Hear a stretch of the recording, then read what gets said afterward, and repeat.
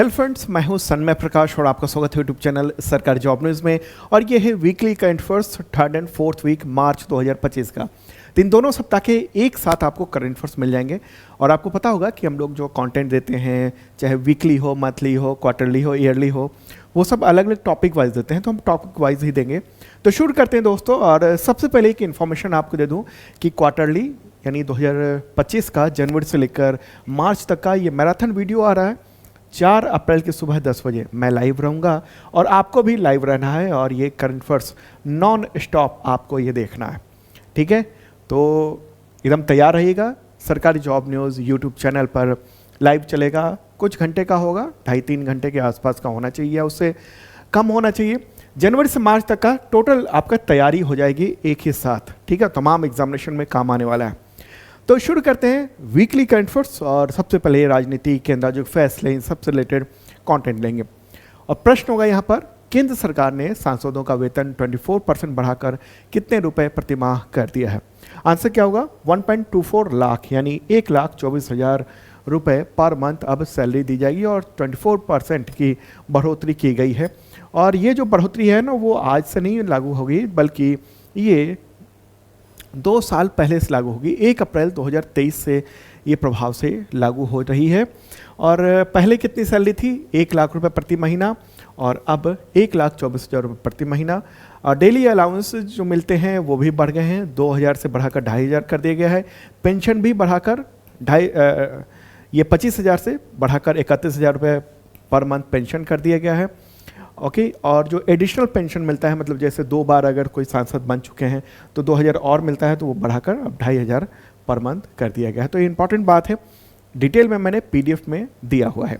चलिए आगे बढ़ते हैं। अगला क्वेश्चन, वरिष्ठ नागरिक आयोग स्थापित करने वाला पहला राज्य इनमें से कौन बन गया है? आंसर होगा केरल। केरल पहला ऐसा राज्य है और उसने वरिष्ठ नागरिक आयोग अधिनियम 2025 पारित किया है। और इसी के साथ, ठीक है, उद्देश्य ये है कि जो बुजुर्ग नागरिक हैं उनके अधिकारों की रक्षा हो सके। तो यहाँ के इंपॉर्टेंट ये फैसला किया गया है वहाँ के मुख्यमंत्री P. विजयन, उन्हीं की सरकार के द्वारा। अगला क्वेश्चन लेते हैं। दिल्ली हाई कोर्ट के किस जज के घर में लगी एक छोटी सी आग से करोड़ों रुपए के कैश का पता चला, और वो कैश भी बड़ी मात्रा में जल गया, जिसने उसकी वजह से सुप्रीम कोर्ट से लेकर संसद तक और आम लोगों तक मतलब सनसनी फैल गई है? आंसर का जस्टिस यशवंत वर्मा, ठीक है। ये मामला कब का है? 14 मार्च यानी होली की रात करीब 11:30 बजे दिल्ली हाई कोर्ट के जस्टिस यशवंत वर्मा के घर में आग लगी थी दिल्ली में, बंगले में। 2 फायर ब्रिगेड वहाँ पहुँची थी और उसके बाद जो उसने देखा कि वो आग इस तरीके से रुपए में लग गई, और ये रुपए में लगी आग आप देख रहे हैं। ढेर सारा कैश मिला था और उसके करीब 1-1.5 हफ्ते के बाद ये मामला सामने आया, खुला, ठीक है। तो इन पर जांच चल रही है और हो सकता है कि ये यशवंत जो वर्मा हैं उन पर कार्रवाई हो, तो आगे देखना होगा। आगे बढ़ते हैं। अगला क्वेश्चन, चुनाव सुधार पर काम करने वाले NGO association of democratic reforms यानी ADR की रिपोर्ट में देश के कितने प्रतिशत विधायकों पर आपराधिक मामले दर्ज हैं? आंसर होगा 45% ऐसे हैं, ठीक है। तो 28 राज्यों और विधानसभाओं, मतलब वहाँ के विधानसभाओं में 28 राज्यों के और 3 केंद्र शासित प्रदेश के जो विधायक हैं, इसके अलावा जहाँ पर विधानसभा भी है, तो वहाँ के टोटल 4,123 विधायकों में से जो है ना, वो काफ़ी कुछ जो है वो आधे, लगभग आधे वो जो है वो दागी हैं, यानी उन पर बहुत सारे मुकदमे चल रहे हैं। तो ये देख रहे हैं सबसे ज़्यादा आंध्र प्रदेश में, फिर उसके बाद केरल का देखेंगे, तेलंगाना, बिहार, महाराष्ट्र, ये सब डेटा जो है ना वो है। अगला क्वेश्चन लेंगे। NGO association of democratic reforms की रिपोर्ट के अनुसार देश के सबसे अमीर मुख्यमंत्री कौन है? आंसर होगा चंद्रबाबू नायडू, ठीक है। तो ये जो रिपोर्ट आई है इसके मुताबिक सबसे अमीर हैं। सेकंड स्थान पर पेमा खांडू हैं अरुणाचल प्रदेश के मुख्यमंत्री, फिर सिद्धारमैया कर्नाटक के मुख्यमंत्री, नेफ्यू रियो हैं उसके बाद नागालैंड के जो मुख्यमंत्री, फिर मोहन यादव हैं मध्य प्रदेश के मुख्यमंत्री। अगला क्वेश्चन लेंगे। लोकसभा ने इमिग्रेशन एंड फॉरेनर्स बिल 2025 पारित कर दिया, तो इसमें जाली पासपोर्ट या वीजा का उपयोग करने पर क्या सजा का प्रावधान है? आंसर को 7 वर्ष की जेल और 10 लाख रुपए जुर्माना ये लगाया जा सकता है, ये तय कर दिया गया है। ठीक है, मतलब कि कोई भी अगर जानबूझकर जाली या धोखाधड़ी से प्राप्त पासपोर्ट से यात्रा करता है भारत में या उस तरह की कार्रवाई करता है तो ये सब लागू होगा। ये 7 वर्ष तक की जेल है, मतलब कि 2 साल से 7 कह सकते हैं, और 10 लाख मतलब 1 साल भी हो सकता है, और 1 लाख भी हो सकता है, और 10 लाख भी जुर्माना हो सकता है। तो ये तय करेगी अदालत, ठीक है। इसके अलावा बहुत सारे अधिकार दिए गए हैं सरकार को, जैसे होटलों, यूनिवर्सिटीज़ और अन्य जो एजुकेशनल इंस्टीट्यूट्स हैं, हॉस्पिटल है, नर्सिंग होम है, तो उनको विदेशियों के बारे में सूचना देनी होगी थाने को, ताकि पता चले कि विदेशी जो हैं यहाँ पर रुके हुए हैं, ठीक है। और कुछ कानूनों को निरस्त कर दिया गया है इस विधेयक के जरिए। कौन कौन से कानून है ये? तो पासपोर्ट अधिनियम 1920, विदेशियों का पंजीकरण अधिनियम 1939, विदेशी अधिनियम 1946 और आव्रजन वाहक दायित्व अधिनियम 2000। तो ये सब निरस्त करने का इसमें प्रावधान है।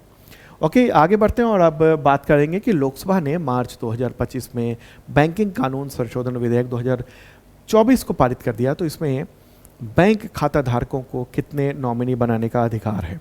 आंसर होगा 4। देखिए, अभी तक 1 नॉमिनी बनाया जा सकता था और अब 4 बनाए जा सकते हैं, और ये जो चारों हैं वो क्रमिक भी हो सकते हैं, मतलब इनको ये उसका ये फिर ये, या फिर आप डिवाइड भी कर सकते हैं कि इन सबको बराबर में हिस्सेदारी मिल जाएगी।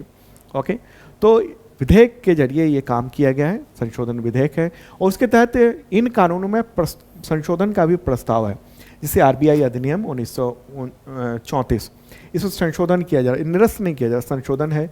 बैंकिंग विनियमन अधिनियम 1949, इसमें संशोधन है। भारतीय स्टेट बैंक अधिनियम 1955, इसमें संशोधन का प्रस्ताव है। और बैंकिंग कंपनी उपक्रम का अधिग्रहण एवं अंतःहरण अधिनियम 1970 और 1980, तो इन सब में अमेंडमेंट का भी प्रावधान रखा गया है, ठीक है। तो ये एक इम्पॉर्टेंट बात रही। नॉमिनी पहले 1 ही रखते थे, तो अब 4 नॉमिनी रख सकते हैं। अगला क्वेश्चन लेंगे, किस राज्य सरकार ने सभी गर्भवती महिलाओं का रजिस्ट्रेशन अनिवार्य कर दिया है? तो आंसर होगा हरियाणा, ठीक है। हरियाणा ने क्यों लिया ये फैसला? तो वहाँ पर लिंगानुपात में गिरावट देखी जा रही है। देखिए 2024 में जन्म के समय जो लिंगानुपात है, यहाँ पर बात ध्यान रखिएगा, जन्म के समय उसमें पूरे साल में जो लिंगानुपात है वो गिरकर 910 पर आ गए हैं, जो 8 वर्षों में ये सबसे निचला स्तर है। तो अच्छा काम किया था, लेकिन अब पिछले 8 वर्षों से सब खराब स्थिति हो रही है, इसलिए ये तय किया गया है कि जो भी गर्भवती महिलाएं हैं उनका रजिस्ट्रेशन अनिवार्य है। फिर ये सरकार नज़र रखेगी, देखेगी कहीं इलीगल गर्भपात तो नहीं हो रहा है। लेकिन इसका डॉक्टर्स ने विरोध किया है और कुछ मानवाधिकार ऑर्गेनाइजेशंस ने भी, उनका कहना है कि इससे जो निजता का हनन है वो हो रहा है, ठीक है। तो हरियाणा के मुख्यमंत्री कौन है अभी? नायब सिंह सैनी। ओके, चलिए आगे बढ़ते हैं और अपॉइंटमेंट यानी नियुक्ति से रिलेटेड महत्वपूर्ण प्रश्न लेंगे। और आप देख रहे हैं 3rd और 4th वीक मार्च का करंट अफेयर्स महत्वपूर्ण। तो क्वेश्चन यहाँ पर होगा, भारत के नए वित्त सचिव का नाम बताएं। आंसर होगा अजय सेठ। ये 1987 बैच के कर्नाटक कैडर के IAS अधिकारी हैं, और इससे पहले वो आर्थिक मामलों के सेक्रेटरी रह चुके हैं। उन्होंने किसकी जगह ली थी? तो तुहिन कांत पांडे की जगह ली है, जो कि अब सेबी के चेयरमैन बन गए हैं। अब आगे बढ़ते हैं और अब आर्थिक यानी इकोनॉमिक एक्टिविटी से रिलेटेड महत्वपूर्ण प्रश्न लेंगे। क्वेश्चन होगा यहाँ पर, दिल्ली सरकार ने वित्त वर्ष 2025-26 के लिए कितनी रकम के खर्च का बजट विधानसभा में पेश किया? आंसर होगा 1 लाख करोड़ रुपए का बजट पेश किया है। रेखा गुप्ता जो वहाँ के मुख्यमंत्री हैं, उन्होंने 25 मार्च को ये बजट पेश किया है 1 लाख करोड़ रुपए का, और पिछले बजट से 31.5% ये ज़्यादा है। और कुछ पॉइंट इंपॉर्टेंट है कि बजट में पूंजीगत व्यय को दोगुना करके 28,000 करोड़ रुपए कर दिए गए हैं। दिल्ली में प्रदूषण से निपटने के लिए सरकार ने 300 करोड़ रुपए अलग रखे हैं। यमुना की सफाई को लेकर काफ़ी कुछ खर्चा कर रही है। STP को सही से संचालित की जाए, इसके लिए सरकार काम करेगी। स्वच्छ पेयजल और स्वच्छता को लेकर 9,000 करोड़ रुपए खर्चा किया जाएगा। महिला समृद्धि योजना के लिए 5100 करोड़ रुपए का प्रस्ताव रखा गया है।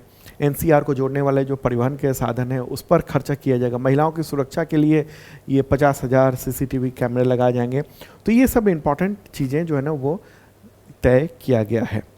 ओके, अच्छा, इस इस दौरान बढ़ते हुए आपको बताऊं ट्रेड वॉर अपडेट में कि भारत ने क्या किया है कि 5 वस्तुओं जैसे soft ferrite core, vacuum insulated flask, aluminium foil, trichloro isocyanuric acid और पीवीसी पेस्ट्रोल, तो उन सब के आयात पर एंटी डंपिंग ड्यूटी लगाने का जो है फैसला किया गया है सरकार के द्वारा मार्च 2025 में।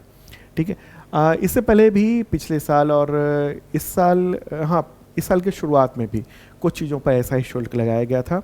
ये एंटी डंपिंग है, मतलब कि यहाँ पर सस्ते में यहाँ माल लेके बेचा जा रहा है, जिसकी वजह से जो लोकल उद्योग हैं भारत के उनको नुकसान हो रहा है। तो इसके लिए सरकार ने ये ड्यूटी लगाई है। ड्यूटी मतलब आयात शुल्क एक्स्ट्रा जो ना एंटी डंपिंग का ये लगाया गया।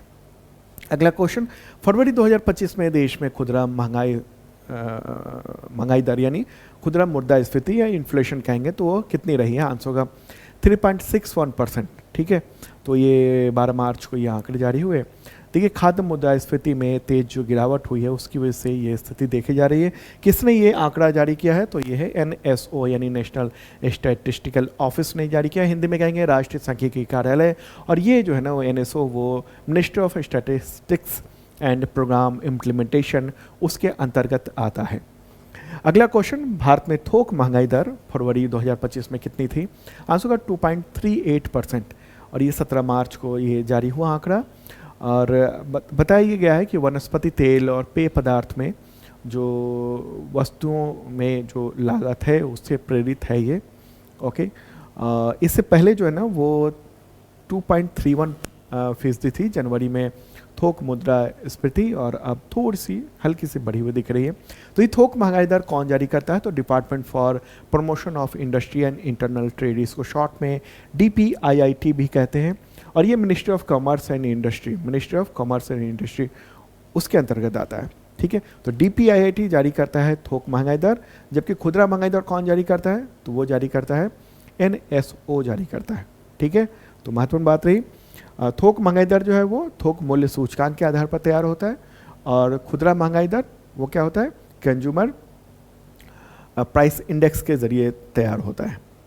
अगला क्वेश्चन लेते हैं, केंद्र सरकार ने वित्त वर्ष 2025-26 की पहली छमाही यानी अप्रैल से सितंबर में दीर्घकालीन प्रतिभूतियों के जरिए कितना कर्ज लेने का फैसला किया? आंसर का 8 लाख करोड़ रुपए ये कर्जा लेगी अगले 6 महीने के दौरान। दरअसल क्या है ना, पूरे वित्त वर्ष में फाइनेंशियल ईयर में 14.82 लाख करोड़ रुपए का नया कर्जा लेने का सरकार ने प्लान बनाया हुआ है। जो बजट भाषण दिया था वित्त मंत्री निर्मला सीतारमण ने, तो उसमें उन्होंने ऐलान किया था। ठीक है, तो अब इसके लिए आगे बढ़ चुकी है सरकार। ये देखिए जो इनकम के स्रोत है ना बजट में जो बताया गया था, बजट वाला आपने देखा होगा कंटेंट, तो देखिए 24% मतलब टोटल जो इनकम हो रहा है उसका 24% वो बोरोइंग एंड अदर लायबिलिटीज़ है, मतलब कि सरकार जो है ना उधार ले रही है या कर्जा ले रही है। ठीक है, इस तरह से खर्च में भी अगर देखेंगे तो काफ़ी कुछ 20% टोटल का खर्चा का इंटरेस्ट पेमेंट दिया जा रहा है, क्योंकि सरकार ने पिछले कुछ वर्षों में बहुत ज़्यादा लोन ले लिया था। अब आगे बढ़ते हैं और सैन्य अभ्यास से रिलेटेड महत्वपूर्ण प्रश्न लेंगे। क्वेश्चन होगा यहाँ, भारत और किस देश के बीच में मार्च 2025 में सैन्य अभ्यास वरुण आयोजित किया गया? आंसर होगा फ्रांस। भारत और फ्रांस के बीच में ये कहाँ पर हुआ? गोवा में आयोजित किया गया था, गोवा के तट पर 19 से 22 मार्च के बीच में। 23वां संस्करण था और इंडियन नेवी की ओर से INS विक्रांत ने इसमें पार्टिसिपेट किया। ठीक है, अगला क्वेश्चन लेते हैं, सैन्य अभ्यास प्रचंड प्रहार किस राज्य में मार्च 2025 में आयोजित हुआ जिसमें तीनों सेनाओं ने हिस्सा लिया? आंसर होगा अरुणाचल प्रदेश। ये प्रचंड प्रहार आयोजित किया गया, थल सेना, वायुसेना और नौसेना तीनों ने इसमें पार्टिसिपेट किया, और इसका आयोजन अरुणाचल प्रदेश में इंडियन आर्मी के जो पूर्वी कमान है उसके अंतर्गत ये किया गया था। ठीक है, एक इम्पॉर्टेंट आयोजन, ताकि चीन के पास हम कर रहे थे, ताकि चीन से अगर भविष्य में कुछ ऐसा युद्ध वगैरह होता है तो हमारी पूरी तैयारी वो बरकरार रहे। ठीक है, अब इवेंट से रिलेटेड महत्वपूर्ण प्रश्न लेंगे, और प्रश्न होगा यहाँ पर, मुख्यमंत्री देवेंद्र फडणवीस जो महाराष्ट्र के हैं, तो उन्होंने महाराष्ट्र में किस महान योद्धा के पहले भव्य मंदिर का उद्घाटन किया मार्च 2025 में? आंसर होगा छत्रपति शिवाजी महाराज। उनकी प्रतिमा जो है उसका उनका मंदिर बनाया गया है। कहाँ पर? ठाणे जिले के भिवंडी शहर में। ठाणे जिले के भिवंडी शहर में ये 19 फरवरी को जो है ना वो 395वीं जयंती मनाई गई थी। तो उसी के दौरान ये राष्ट्रीय मंदिर का नाम दिया गया है इसका। अब आगे बढ़ते हैं और स्पोर्ट्स रिलेटेड महत्वपूर्ण प्रश्न लेंगे। और आप देख रहे हैं 3rd and 4th वीक 2025 मार्च का करंट अफेयर्स, ठीक है। और इसका पीडीएफ अवेलेबल है। पीडीएफ जो है ना, जिन लोगों ने मेंबरशिप लिया हुआ है करंट अफेयर्स का, वो ले सकते हैं। शार्प लर्निंग ऐप है, इस वीडियो के डिस्क्रिप्शन में चेक कर लेना, लिंक मिल जाएगा आपको, ठीक है। तो वहाँ से ले सकते हैं। और 2 तरह के मेंबरशिप प्लान है, एक ISPSS मेंबरशिप प्लान है जो कि उस तरह के लेवल का है, और एक है बेसिक मेंबरशिप प्लान जो कि SSC, टीचर, रेलवे, इन सब के लेवल का है। और इस पर भारी छूट चल रही है, तो आप जो है ना वो मेंबरशिप लेकर पीडीएफ भी डाउनलोड कर सकते हैं। इसके ज़रिए क्या मिलता है, पिछले 2 सालों के कंटेंट मिल जाते हैं और अगले 1 साल तक अपडेट मिलता है, वीडियो, टेस्ट, पीडीएफ, ये सब कुछ मिलता है। आप टेस्ट अपना ले सकते हैं कि करंट अफेयर्स की तैयारी कैसी चल रही है आपकी, ठीक है। और वो पीडीएफ जो है ना अलग अलग तरीके के होते हैं, 1 लाइनर, MCQ नोट्स होता है, तो ये सब चीज़ें हैं। और एक और बात बताऊं कि राजस्थान चतुर्थ श्रेणी कर्मचारी जो भर्ती है, बम्पर वैकेंसी आई है, उसके भी बैचेज जो है ना वो स्टार्ट हो चुके हैं शार्प लर्निंग ऐप पर।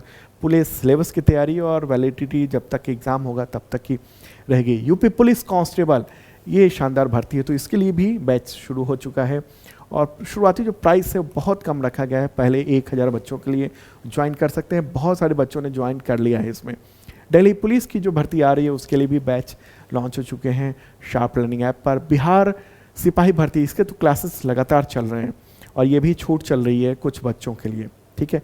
ग्रुप डी का भी बैच चल रहा है, अभी भी एडमिशन चल रहा है, ले रहे हैं बच्चे और उनकी तैयारी शानदार ढंग से हो रही है शार्प लर्निंग ऐप पर।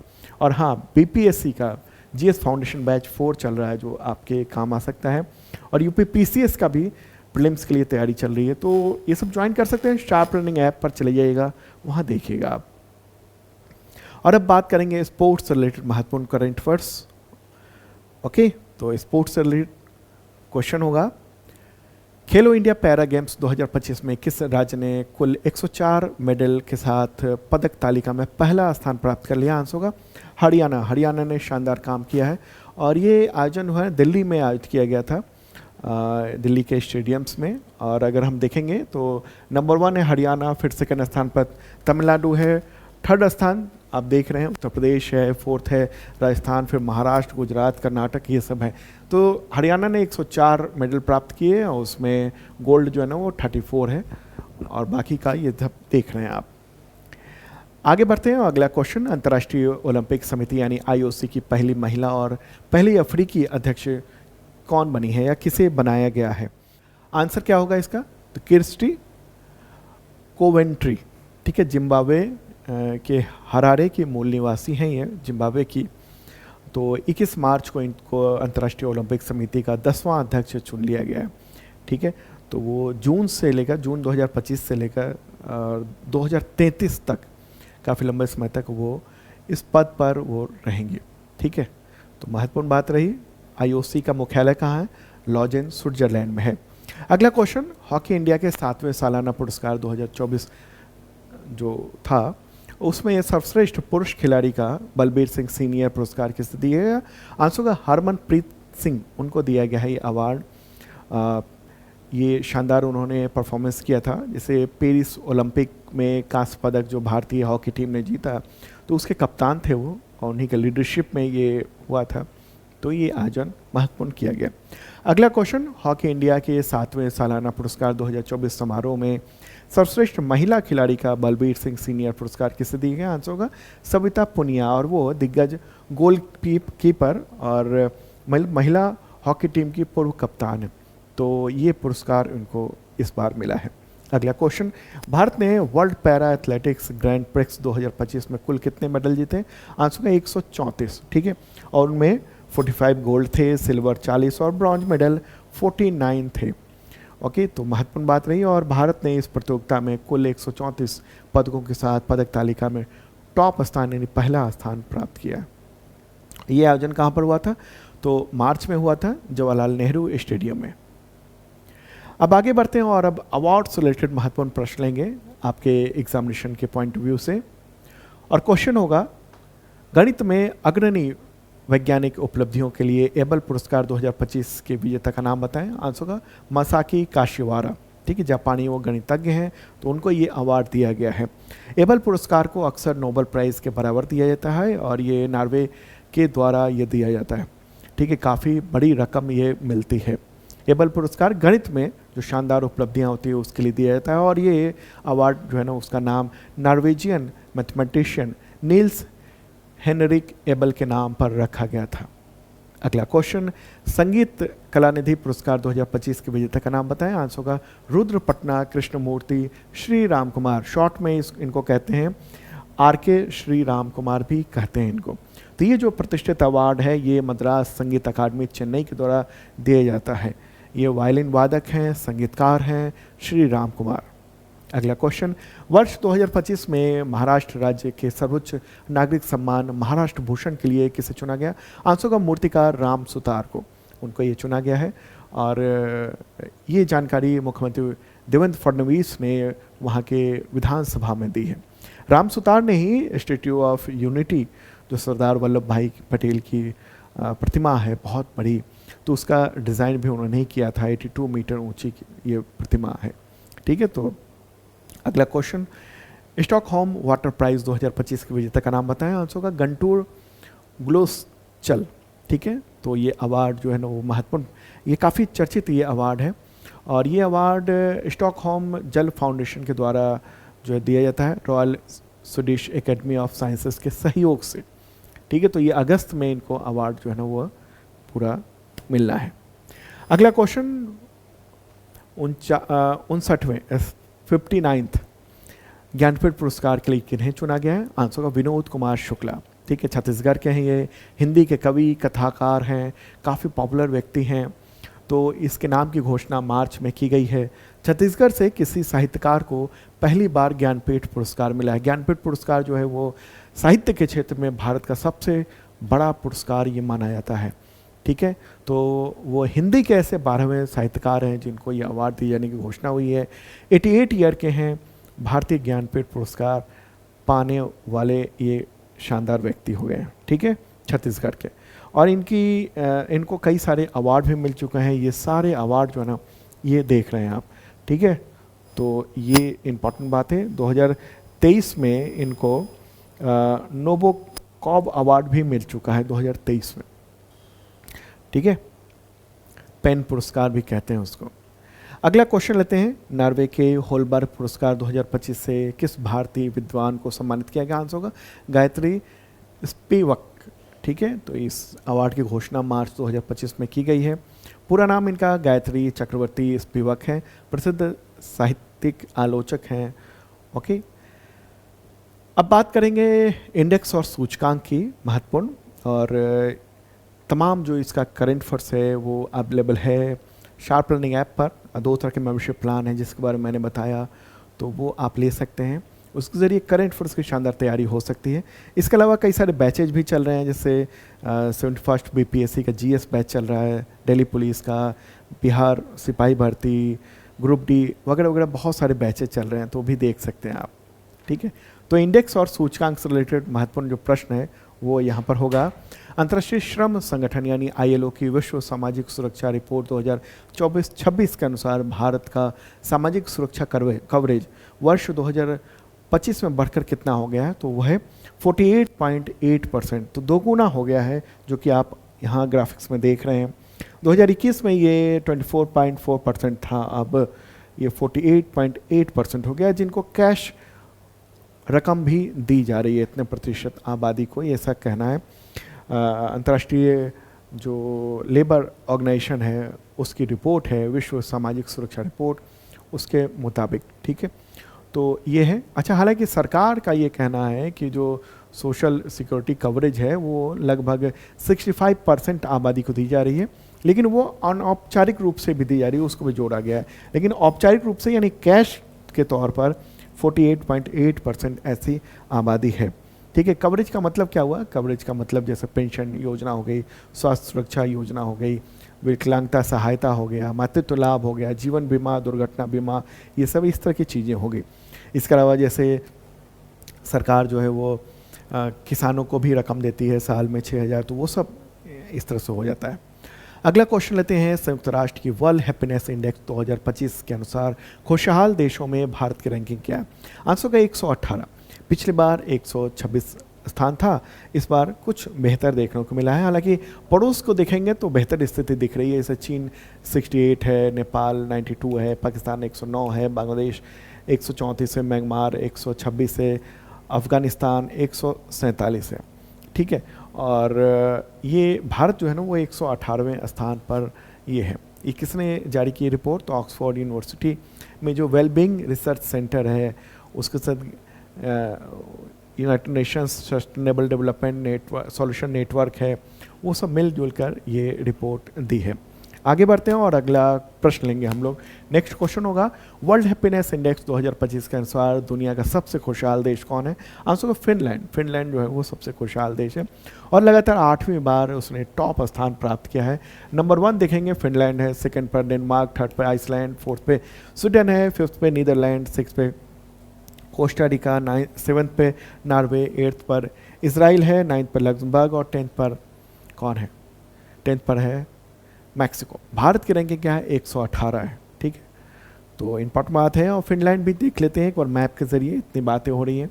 ये प्यारा भारत है। फिनलैंड वो नॉर्डिक कंट्री है, आता है तो यूरोप में ही, लेकिन वो उसको नॉर्डिक, कुछ देशों को ना नॉर्डिक कहा जाता है, तो उनमें ये फिनलैंड है। यहाँ पर ये देख रहे हैं। इसके पड़ोसी की बात करेंगे तो स्वीडन है, नॉर्वे है और इधर ये रशिया हो गया। ठीक है, इसकी राजधानी क्या है? हेलसिंकी है। राष्ट्रपति हैं यहाँ के अलेक्जेंडर स्टब, प्राइम मिनिस्टर हैं पेट्रो अरपो। मुद्रा यहाँ पर यूरो चलती है। आबादी बहुत कम है, 56 लाख के आसपास है। ठीक है, आगे बढ़ते हैं और अब विज्ञान और रिसर्च से रिलेटेड महत्वपूर्ण प्रश्न लेंगे। क्वेश्चन होगा, भारतीय मूल के अमेरिकी एस्ट्रोनॉट्स का नाम बताएं जो 8 दिन के लिए इंटरनेशनल स्पेस स्टेशन पर गई थी, लेकिन पृथ्वी पर लौटने में 9 महीने से ज़्यादा का वक्त लग गया उनको। आंसर होगा सुनीता विलियम्स, भारतीय मूल की। और वो और अमेरिकी जो अंतरिक्ष यात्री बुच विल्मोर, वो दोनों 8 दिन की यात्रा पर गए थे। कब? 5 जून 2024 को। लेकिन जो जिस स्पेस क्राफ्ट से गए थे वो ख़राब हो गई थी, 9 महीने लग गए वापस आने में। और ये स्पेस एक्स की मदद से उनका जो मिशन है वो लैंड किया गया समुद्र में। ठीक है, उसके बाद सुरक्षित वो आ गई हैं। अगला क्वेश्चन लेते हैं, सर्वाधिक घंटों का स्पेस वॉक का महिलाओं का रिकॉर्ड किस महिला एस्ट्रोनॉट्स ने बनाया है? महिलाओं के रिकॉर्ड की बात हो रही है, आंसर होगा सुनीता विलियम्स। तो अब तक वो 9 बार स्पेस वॉक की उन्होंने, और ये संख्या किसी भी महिला के द्वारा दूसरा है। ठीक है, 9 बार में कुल 62 आवर 6 मिनट स्पेस वॉक कर चुके हो। स्पेस वॉक का मतलब क्या हुआ? जो इंटरनेशनल स्पेस स्टेशन है उससे बाहर निकलना। ठीक है, जहाँ पर हवा नहीं है, वातावरण नहीं है, तो वायुमंडल लगभग नहीं है एकदम, तो वहाँ निकल के उसकी मरम्मत किया उन्होंने और फिर वो वापस इंटरनेशनल स्पेस स्टेशन यानी ISS में वो पहुँचे। अगला क्वेश्चन लेते हैं कि इस आर्टिफिशियल इंटेलिजेंस चैटबॉट यानी AI चैटबॉट ने राजनीतिक सवालों का बेधड़क जवाब दिया और गाली गलौज से भरे उकसावे को उसी तरीके से जवाब दिया। तो उस पर अनौपचारिक रूप से बातचीत शुरू की सरकार ने। आंसर क्या होगा? ग्रोक। ग्रोक जो है ना वो सोशल मीडिया प्लेटफॉर्म X यानी पुराना नाम ट्विटर, तो उसी का जनरेटिव AI चैटबॉट है। चैटबॉट मतलब कि जिससे आप बात कर सकते हैं, ऐसा बॉट। ठीक है, चैट कर सकते हैं, तो खुले जवाब दे रहा है, तो उस पर ये खबर आई थी महत्वपूर्ण। अब आगे बढ़ते हैं और निधन यानी महत्वपूर्ण लोगों के जो निधन हुए हैं उससे रिलेटेड क्वेश्चन लेते हैं हम लोग एक एक करके। ओके, तो क्वेश्चन हो यहाँ पर होगा, कांस बेस्ट एक्ट्रेस अवार्ड पाने वाली विनर ये जो है एमिली डकवेन, उनका निधन हो गया 16 मार्च 2025 को। तो किस वर्ष उनको ये अवार्ड मिला था? आंसर होगा 1999। काफ़ी पॉपुलर ये एक्ट्रेस रही हैं, 43 ईयर की थी और रेयर ग्लैंड कैंसर से पीड़ित थी। ठीक है, तो इनको अपनी पहली फिल्म के लिए 1999 में, फिल्म का नाम था रोसेटा। ठीक है, तो उसी के लिए इनको कांस का बेस्ट एक्ट्रेस का अवार्ड मिला था। ओके, तो ये एक महत्वपूर्ण बात रही। चलिए आगे बढ़ते हैं, अगला क्वेश्चन लेते हैं। नेक्स्ट क्वेश्चन यहाँ पर होगा कि किस प्रधानमंत्री के कार्यालय में केंद्रीय मंत्री रह चुके देवेंद्र प्रधान का निधन हो गया 17 मार्च 2025 को। तो आंसर होगा अटल बिहारी वाजपेयी। वो जो है वो देवेंद्र प्रधान जो है वो धर्मेंद्र प्रधान के पिता थे। धर्मेंद्र प्रधान जो है अभी केंद्रीय मंत्री हैं मोदी सरकार में। तो धर्मेंद्र प्रधान के पिता यानी जो देवेंद्र प्रधान वो मंत्री रह चुके थे। ओके, तो 83 ईयर के थे वो। आगे बढ़ते हैं और अब पर्यावरण से रिलेटेड महत्वपूर्ण क्वेश्चन लेंगे। क्वेश्चन होगा किस पड़ोसी देश में मार्च 2025 में भूकंप से तबाही मच गई? आंसर होगा म्यांमार। ठीक है, म्यांमार में ये तबाही देखने को मिला है। बड़े पैमाने पर लोगों की मौतें हुई हैं, तबाही भयानक है। भूकंप का केंद्र कहाँ था एक बार मैप के जरिए भी देखते हैं। प्यारा भारत है अपना, और ये वाला जो है ना वो म्यांमार है, और यहीं पर म्यांमार में ठीक बीचों बीच इस जगह पर एपी सेंटर था यानी केंद्र था। मांडले एक बड़ा शहर है, दूसरा सबसे बड़ा शहर है म्यांमार का। तो वहाँ पर मात्र 10 किलोमीटर की गहराई पर यह भूकंप आया था 7.7 रिक्टर स्केल का, और उसके 11 मिनट बाद फिर से आया था 6.4 रिक्टर स्केल का आफ्टर शॉक। उसकी वजह से तबाही बहुत ज़्यादा फैल गई। ठीक है, और असर तो यहाँ तक हुआ कि ये यहाँ तक नुकसान पहुँचाया गया है। थाईलैंड की जो राजधानी है बैंकॉक, वहाँ तक नुकसान पहुँचा है। ठीक है, तो क्यों हुआ ये आखिर ये भूकंप से नुकसान इतना ज़्यादा? क्योंकि ये सब भूकंप प्रभावित क्षेत्र है। इधर से लेकर इधर ऐसे जो है ना वो गया है, उधर यूरेशियन प्लेट है और ये इंडियन प्लेट है। तो इंडियन प्लेट लगातार यूरेशियन प्लेट को धक्का मार रही है, और जहाँ भी फॉल्ट लाइन बनता है वहाँ से वो उसकी वजह से भूकंप होता है। ये चीज़ें हैं। ठीक है, तो म्यांमार उसकी राजधानी नैपिडो है, वहाँ पर सैन्य सरकार है और उसके चीफ हैं मिन आंग ह्वांग। ओके, वो खुद ही कार्यवाहक राष्ट्रपति और प्रधानमंत्री बताते हैं अपने आप को। तो ये हालात हुए थे इस भूकंप के दौरान, और बड़े पैमाने पर लोग मारे गए हैं, बहुत बुरी तबाही हो गई है। म्यांमार तो समझ लीजिए कि वहाँ की जो पूरी व्यवस्था है वो ख़त्म, चरमरा गई है। ठीक है, कई राज्यों में वहाँ पर आपातकाल इमरजेंसी घोषित कर दिया गया है। ठीक है, चलिए आगे बढ़ते हैं। अगला क्वेश्चन, मार्च 2025 में आए भूकंप की वजह से थाईलैंड सरकार ने किस जगह को आपातकालीन क्षेत्र घोषित कर दिया? आंसर होगा बैंकॉक। वहाँ भी तबाही हुई है, और एक पूरी की पूरी बिल्डिंग जो आप देख रहे हैं ये निर्माणाधीन थी, चीन की कंपनी बना रही थी, वो उस भूकंप की वजह से गिर के बर्बाद हो गई। ठीक है, तो ये काम किया गया है।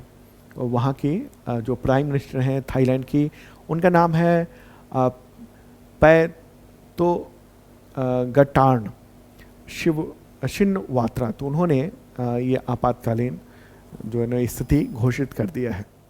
अगला क्वेश्चन लेते हैं, म्यांमार में भूकंप से प्रभावित लोगों को बचाने के लिए भारत ने कौन सा अभियान चलाया? आंसर होगा ऑपरेशन ब्रह्मा। ठीक है, बहुत बुरी तबाही जो हुई है उसके लिए भारत मतलब एयर सपोर्ट कर रहा है, इसके अलावा नेवी की ओर से सपोर्ट की जा रही है। नेवी के जहाज़ जो है ना वो भेजे गए हैं, और आपको पता होगा मैंने बजट वाले सेक्शन में बताया था कि भारत ने विदेशों को भी मदद का ऐलान किया हुआ है। उसमें राहत आपदा के लिए भी रखा हुआ है 64 करोड़ रुपया, ताकि दुनिया में कहीं भी अगर आपदा आती है इस तरह की तो फिर भारत जो है ना वो मदद कर सकेगा। तो यहाँ पर कुछ चीज़ें देख लेते हैं कि जो आपदा राहत के लिए भारत सरकार ने जो अभियान चलाए हुए हैं तो कौन कौन से, जैसे ऑपरेशन ब्रह्मा ये 2025 में म्यांमार के लिए, ऑपरेशन दोस्त है 2023 में तुर्की में जो भूकंप आया था उसके लिए, ऑपरेशन मैत्री है 2015 में नेपाल में भूकंप आया था उसके लिए, ऑपरेशन रेनबो ये श्रीलंका में 2004 में सुनामी के दौरान, ऑपरेशन कैस्टर ये मालदीव में 2004 में सुनामी के दौरान, ये सब मदद की गई थी। कुछ रेस्क्यू अभियान भी थे, जैसे कि ऑपरेशन इंद्रावती 2024 में हैती में चलाया गया था, ऑपरेशन अजय जो है वो हमास इजराइल युद्ध के दौरान 2023 में, ऑपरेशन कावेरी सूडान में गृह युद्ध के दौरान, ऑपरेशन गंगा ये यूक्रेन पर जब हमला हुआ था रूस का उस दौरान, ऑपरेशन राहत ये यमन से लोगों को निकालने के 2015 में। तो ये सब रेस्क्यू अभियान है, ये अक्सर एग्जामिनेशन में पूछे जाते हैं। अगला क्वेश्चन, सुप्रीम कोर्ट ने किस क्षेत्र में 454 पेड़ों को काटना इंसान की हत्या से भी बदतर कहकर 1 लाख रुपए प्रति पेड़ जुर्माना लगाया? आंसर होगा TTZ यानी ताज ट्रिपोजियम जोन, वहाँ उस इलाके में। एक्चुअल में ये मथुरा में पड़ता है, और वहाँ पर जो है वो एक डालमिया फार्म है, तो वहाँ पर ये पेड़ काटे गए थे, और उसी पर ये सुप्रीम कोर्ट ने एक सख्त आदेश दिया है काफ़ी महत्वपूर्ण बात रही है। ठीक है, TTZ क्या है एक बार देख लेते हैं। प्यारा भारत है। TTZ जो है ना वो ताजमहल को लेकर 1966 के आसपास ये सुप्रीम कोर्ट के द्वारा घोषित है। तो ये आगरा है, इसी में इतने इलाके में ताजमहल के प्रोटेक्शन के लिए ये क्षेत्र है, ताकि पॉल्यूशन का लेवल यहाँ ख़राब ना हो। पॉल्यूशन की वजह से ताजमहल के जो संगमरमर है वो ख़राब हो रहे थे, इसलिए ये TTZ है। और यहाँ पर अगर पेड़ भी काटने हैं काफ़ी सारे इलाकों में, तो फिर आपको सुप्रीम कोर्ट से परमिशन लेनी होती है। ये सब चीज़ें, जैसे रेलवे का ट्रैक बिछना है और उसके लिए बड़े पैमाने पर पेड़ काटे जाएंगे, तो उसके लिए भी सुप्रीम कोर्ट से परमिशन लेनी होती है।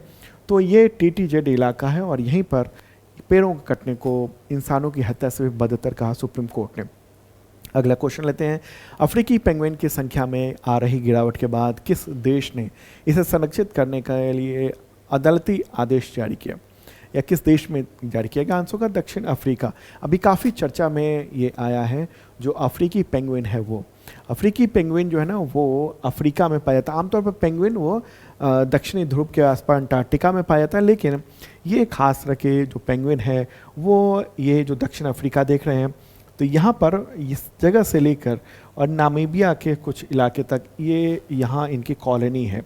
तो उसी पर ये तय हुआ है कि जहाँ जहाँ भी इनकी प्रजनन की कॉलोनियाँ हैं, तो वहाँ पर मछली पकड़ने के लिए 10 साल का प्रतिबंध लगा दिया गया है। इंपॉर्टेंट ये फैसला लिया गया। अगला क्वेश्चन, किस देश में स्थित ज्वालामुखी माउंट लोबोटोबी लाकी विस्फोट के साथ फट गया और इसकी राख 8000 मीटर ऊंचाई तक, यानी 8 किलोमीटर ऊंचाई तक पहुंच गई थी? आंसर होगा इंडोनेशिया। ठीक है, इंडोनेशिया में एक फ्लोरेंस द्वीप है, तो उसी में ये स्थित है लाकी। ये जुड़वा ज्वालामुखी है। ठीक है, तो अभी 21 मार्च को ये फटा है। एक बार मैप के ज़रिए भी चलते हैं। ये प्यारा भारत है और हम देखेंगे इस तरफ ये जो है ना वो इंडोनेशिया है, ये कलरफुल। और इंडोनेशिया में इस तरफ एक वो जो द्वीप है और वहीं पर ये जुड़वा ये ज्वालामुखी हैं जो कि फट चुके हैं अभी, और वहाँ से एकदम लावा निकलता जा रहा है। ठीक है, ये पिछले साल भी कई बार फटा था। इंडोनेशिया की बात कर रहे हैं हम। इंडोनेशिया की राजधानी क्या है? जकार्ता है। नई राजधानी जो बन रही है वो नूसंतारा है। प्रेसिडेंट है यहाँ के प्रोबोबो सुबियांटो। आगे बढ़ते हैं और योजना से रिलेटेड महत्वपूर्ण क्वेश्चन लेंगे, योजना राज्य और केंद्र दोनों की। क्वेश्चन होगा, किस विदेशी यूनिवर्सिटी ने आंध्र प्रदेश में कैंपस स्थापित करने के लिए राज्य सरकार के साथ समझौते पर हस्ताक्षर किया है? आंसर होगा जॉर्जियन नेशनल यूनिवर्सिटी। ठीक है, तो आंध्र प्रदेश के जो शिक्षा मंत्री है नारा लोकेश, तो उन्होंने ये घोषणा कर दी है कि वहाँ पर स्थापित होने जा रहा है ये। अगला क्वेश्चन अंतर्राष्ट्रीय संगठन से रिलेटेड महत्वपूर्ण क्वेश्चन लेंगे। देखिए, विदेश से रिलेटेड चीज़ों को दो भाग में बांटा हुआ है हमने, एक अंतर्राष्ट्रीय संगठन और एक विदेश से रिलेटेड। तो ये अंतर्राष्ट्रीय संगठन से रिलेटेड महत्वपूर्ण जो है ना क्वेश्चन लेंगे हम लोग। और यहाँ पर प्रश्न होगा, इंडो पैसिफिक ओशियंस इनिशिएटिव यानी IPOI, उसका नया सदस्य कौन सा देश बना है मार्च 2025 में? आंसर होगा न्यूजीलैंड। न्यूजीलैंड के जो प्राइम मिनिस्टर हैं उनका नाम है क्रिस्टोफर लक्सन। तो वो आए थे अभी हाल ही में भारत में, मतलब हाल में क्या, मार्च में। ठीक है, रायसीना डायलॉग में चीफ गेस्ट के तौर पर, तो इसी में ये तय हुआ है। और ये जो है ना ये इनिशिएटिव ये काफ़ी महत्वपूर्ण है। हिंद महासागर और इसके अलावा जो प्रशांत महासागर है उन सब इलाकों की सुरक्षा वगैरह इन सब को लिखते हुए वहाँ पर कॉपरेशन के लिए क्या है, इंडो पैसिफिक ओशंस इनिशिएटिव है। ठीक है, तो इसमें कई सारे देश शामिल हैं, जैसे Australia, Japan, France, Indonesia, Thailand, Vietnam, ऐसे प्रमुख देश हैं ये इसके हिस्सेदार हैं। खासतौर पर चीन को देखते हुए, चीन के नज़रिए से ये बना हुआ है। अगला क्वेश्चन, आपदा रोधी अवसंरचना गठबंधन यानी CDRI का नया सदस्य मार्च 2025 में कौन सा देश बना? आंसर होगा न्यूजीलैंड। ठीक है, CDRI फुल फॉर्म अंग्रेजी में क्या कहेंगे? तो coalition for disaster resilient infrastructure, मतलब जो अभी भूकंप जो आया है, कहाँ पर भूकंप आया है? तो अभी म्यांमार में जो भूकंप आया था कुछ वक्त पहले, तो कितनी पूरी बिल्डिंग जो है ना वो गिरने लगी, यहाँ तक कि थाईलैंड तक गिरी। तो वो सब जो चीज़ें हैं वो मजबूती से टिकी रहें, इसके लिए ये एक गठबंधन है, बहुत सारे देश इसमें शामिल हैं। अब बात करेंगे हम लोग विदेश से रिलेटेड महत्वपूर्ण क्वेश्चन। किस देश के राष्ट्रपति ने नागरिकों को वोटर रजिस्ट्रेशन के लिए नागरिकता का प्रमाण पत्र अनिवार्य कर दिया और इस आदेश में भारत की चुनाव प्रणाली का जिक्र किया गया? आंसर होगा अमेरिका। तो ये 25 मार्च को एक एग्जीक्यूटिव ऑर्डर जारी किया और कह दिया कि ऐसा करना ज़रूरी होगा ताकि अप्रवासी जो वोट दे देते हैं उनको रोका जा सके। ठीक है, वहाँ पर अलग अलग राज्य हैं, अलग अलग राज्यों में अलग अलग नियम है वोटिंग के। कहीं कोई एक नॉर्मल सा अपना कार्ड दिखाकर या एफिडेविट देकर भी वोट दे सकता है, तो वहाँ पर ये एक कदम उठाया गया और भारत की चर्चा की गई है, इसलिए क्वेश्चन महत्वपूर्ण हो जाता है। अगला क्वेश्चन, कौन सा देश 3 कैटेगरी बनाकर 43 देशों के नागरिकों के लिए व्यापक यात्रा प्रतिबंध लगाने पर विचार कर रहा है? आंसर होगा अमेरिका। अमेरिका ने ये फैसला किया है बड़े पैमाने पर 43 देशों को अलग अलग कैटेगरी में डालकर, जैसे एक रेड लिस्ट है जो देख रहे हैं आप, फिर एक है ऑरेंज लिस्ट फॉर, एक है येलो लिस्ट। रेड लिस्ट उनको बहुत सख्ती होगी, दूसरा ऑरेंज है, तीसरा ये है। तो ये सारे देश हैं, इन पर अपनी सुरक्षा के लिए ट्रंप का कहना है कि प्रतिबंध इसलिए ताकि वो उनका देश सुरक्षित रह सके। अगला क्वेश्चन, किस देश के राष्ट्रपति ने अपने संघीय शिक्षा विभाग को बंद कर दिया? आंसर होगा यूएसए। अमेरिका ने ये काम किया है, डिपार्टमेंट ऑफ एजुकेशन को ही क्लोज कर दिया है, बंद कर दिया है। ट्रंप का ये कहना है कि ये विभाग जो है ना वो छात्रों के लिए बेहतर काम करने में असफल रहा है और नौकरशाही हावी थी, इसलिए बंद कर दिया गया। अब सवाल होगा कि अमेरिका में स्टूडेंट जो है पढ़ेंगे कैसे या पूरा रेगुलेशन नियम कैसे बनेगा? तो उसके लिए पूरी जिम्मेदारी वहाँ पर अमेरिका चलते हैं, अमेरिका में अलग अलग राज्यों को दे दी गई है। तो मतलब शिक्षा जो है ना वो पूरी जिम्मेदारी अब राज्यों को होगी अमेरिका में।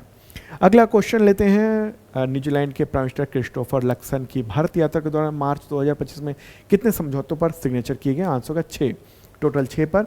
शिक्षा, खेल, कृषि, जलवायु परिवर्तन, सीमा शुल्क और पर्यावरण, इन सब पर सिग्नेचर किया गया है। और जो वहाँ के प्राइम मिनिस्टर हैं न्यूजीलैंड के लक्सन, तो वो आए थे भारत में रायसीना डायलॉग के चीफ गेस्ट के तौर पर, तभी ये सारे समझौते जो है ना अलग अलग किए गए हैं। ओके, तो ये पूरी लिस्ट जो है ना वो यहाँ पर आप देख रहे हैं, जो मुख्य तौर पर जो था सारे पॉइंट्स मैंने आपको बताए हैं। आगे बढ़ते हैं और अगला क्वेश्चन लेते हैं हम लोग। नेक्स्ट प्रश्न होगा, किन 2 देशों के बीच नागोर्नो काराबाख संघर्ष को समाप्त करने के लिए एक शांति संधि पर सहमति बनी है? आंसर होगा आर्मेनिया और अजरबैजान, इन दोनों के बीच में। ठीक है, तो वहाँ ये तनाव रहता है और इसी के लिए ये तनाव जो है ना 1980 के दशक में शुरू हुआ था और उसी के बाद से ये तनाव लगातार बना हुआ है। ठीक है, एक बार मैप के जरिए भी दिखा देते हैं वो जो क्षेत्र है वो, तो ये प्यारा भारत है और ये देखिए ये जो पश्चिम एशिया है ना, उसी में ये जो विवाद है वो मुख्य तौर पर यहाँ पर है। ठीक है, ये देश है और ये है, तो इसी में यहाँ का जो इलाका है ना, इसी की वजह से ये टेंशन ये ज़्यादा चल रहा होता है। अब आगे बढ़ते हैं और ऐतिहासिक स्थल से रिलेटेड महत्वपूर्ण प्रश्न लेंगे। यूनेस्को ने किन स्थलों को विश्व धरोहर स्थलों की अस्थायी सूची में शामिल किया, जिससे भारत में इसकी संख्या 62 हो गई है? तो उपरोक्त सभी, यानी कांगेर घाटी राष्ट्रीय उद्यान, दूसरा क्या है, दूसरा है मुदुगल मेगाथिलिक मेनिहर, ये तेलंगाना में है। मौर्य मार्गों के साथ अशोक शिलालेख स्थल जो कि बिहार, उत्तर प्रदेश, मध्य प्रदेश, दिल्ली, कर्नाटक, आंध्र प्रदेश, गुजरात में है। 64 योगिनी मंदिर जो कि मध्य प्रदेश, उत्तर प्रदेश, तमिलनाडु, उड़ीसा में है। उत्तर भारत में जो गुप्त मंदिर है मध्य प्रदेश, उत्तर प्रदेश, राजस्थान, बिहार में। बुंदेलों के जो महल और किले हैं मध्य प्रदेश और उत्तर प्रदेश में। तो ये सब को अस्थायी सूची में शामिल किया गया है। तो अस्थायी सूची की संख्या जो कितनी हो गई है, 62 हो गई है। कितनी हो गई है, 62 हो गई है। और ये पूरी लिस्ट मैंने जो यहाँ पर दे दिया है, आप पीडीएफ में भी देख सकते हैं। पीडीएफ में ये पूरा आपको मिल जाएगा। पीडीएफ आपको मिल जाएगा जिन लोगों ने मेंबरशिप लिया हुआ है करंट अफेयर्स का, या फिर कोई कोर्स परचेज किया है तो वो देख सकते हैं। अच्छा, जो वर्ल्ड हेरिटेज साइट है, अस्थायी सूची है, उसमें 43 हैं अब तक, तो उसकी लिस्ट भी मैंने यहाँ पर दे दी है। 43 की ये पूरी लिस्ट यहाँ पर है। ठीक है, अब आगे बढ़ते हैं और दिवस से रिलेटेड महत्वपूर्ण क्वेश्चन लेंगे। हिरासत में लिए गए और लापता स्टाफ सदस्यों के साथ एकजुटता का अंतर्राष्ट्रीय दिवस कब मनाया जाता है? तो वो है 25 मार्च को। संयुक्त राष्ट्र के द्वारा ये दिवस जो है घोषित है। अगला क्वेश्चन, मिर्गी जागरूकता का बैगनी दिवस कब मनाया जाता है? तो वह है 26 मार्च को। ओके, विश्व थिएटर दिवस कब मनाया जाता है? तो वह है 27 मार्च को और इस बार की थीम है रंगमंच और शांति की संस्कृति। विश्व मौसम विज्ञान दिवस कब मनाया जाता है? तो वह है 23 मार्च को और थीम है प्रारंभिक चेतावनी के अंतर को एक साथ पढ़ना। विश्व टीबी डे दिवस कब मनाया जाता है? तो वह है 24 मार्च को और इस बार की थीम है हाँ हम टीबी को खत्म कर सकते हैं, प्रतिबद्ध हों, निवेश करें और परिणाम दें। अगला क्वेश्चन होगा 23 मार्च को शहीद दिवस किन क्रांतिकारियों की शहादत को याद करने के लिए मनाया जाता है? तो वह है भगत सिंह, सुखदेव और राजगुरु, इन सब के लिए। अगला क्वेश्चन अंतर्राष्ट्रीय वन दिवस कब मनाया जाता है? तो वह है 21 मार्च को और इस बार की थीम है वन और भोजन। अगला क्वेश्चन विश्व डाउन सिंड्रोम दिवस कब मनाया जाता है? तो वो कब मनाया जाता है? तो वह है 21 मार्च को और इस बार की थीम है हमारी सहायता प्रणाली में सुधार करें। नस्लीय भेदभाव का उन्मूलन का अंतर्राष्ट्रीय दिवस कब मनाया जाता है? तो वो है 21 मार्च को मनाया जाता है। विश्व जल दिवस कब मनाया जाता है? तो 22 मार्च को मनाया जाता है और इस बार की थीम है ग्लेशियर संरक्षण। ठीक है, और 22 मार्च 2025 को कौन सा बिहार दिवस मनाया गया? तो वो 113वां बिहार दिवस मनाया गया और इस बार की थीम थी उन्नत बिहार, विकसित बिहार। विश्व कविता दिवस कब मनाया जाता है? तो वह है 21 मार्च को। ठीक है, विश्व कठपुतली दिवस तो 21 मार्च को मनाया जाता है। वर्ष 2025 में विश्व निद्रा दिवस यानी वर्ल्ड स्लीप डे कब मनाया गया? तो 21 मार्च को मनाया गया और ये हर साल मार्च के तीसरे शुक्रवार को मनाया जाता है और इस बार की थीम है नींद के स्वास्थ्य को प्राथमिकता बनाएं। विश्व पुनर्चक्रण दिवस यानी ग्लोबल रिसाइकलिंग डे तो वो 18 मार्च को मनाया जाता है और थीम है रिसाइकलिंग हीरोज। आयुध निर्माण दिवस यानी ऑर्डिनेंस फैक्ट्रीज डे कब मनाया जाता है? तो वो है 18 मार्च को। ठीक है, विश्व गौरैया दिवस तो 20 मार्च को मनाया जाता है। अंतर्राष्ट्रीय खुशी दिवस ये मनाया जाता है कब? तो 20 मार्च को मनाया जाता है और इस बार की थीम है देखभाल और साझा करना। राष्ट्रीय टीकाकरण दिवस कब मनाया जाता है? 16 मार्च को मनाया जाता है। तो दोस्तों ये थे इंपॉर्टेंट करंट अफेयर्स आप सबके एग्जामिनेशंस के लिए। और याद रखिएगा मैराथन वीडियो आ रहा है जनवरी से मार्च तक का, 4 अप्रैल की सुबह 10 बजे लाइव रहेगा, मैं भी रहूँगा। Okay, bye.